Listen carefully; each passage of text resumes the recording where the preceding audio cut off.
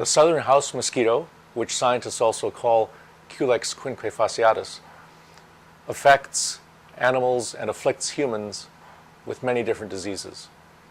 Because it can transfer diseases not only between people and between animals, but between animals and people, it transmits West Nile virus, it transmits encephalitis viruses, filarial worms, and even malaria.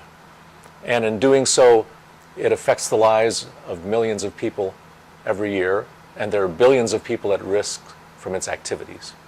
Most recently, I've been able to work at Boston College and the Broad Institute on unraveling the genome of the southern house mosquito and studying as well the genes that the mosquito uses to respond to pathogens that it might transmit and the genes that the pathogens evade so they can avoid immune responses in the mosquito and be successfully transmitted to people and to animals.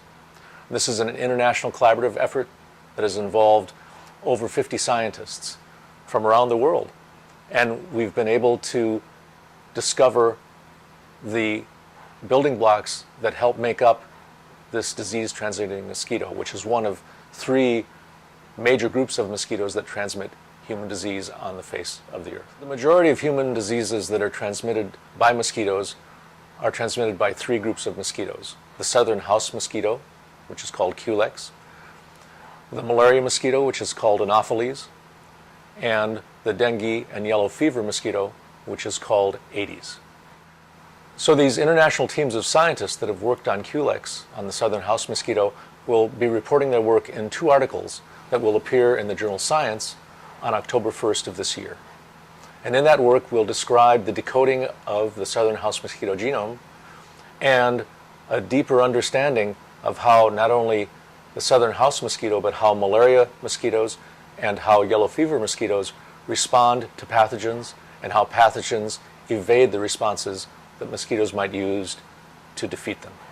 Having identified the genes that mosquitoes do use to combat pathogens, we have the hope of helping mosquitoes use those genes more effectively and more efficiently.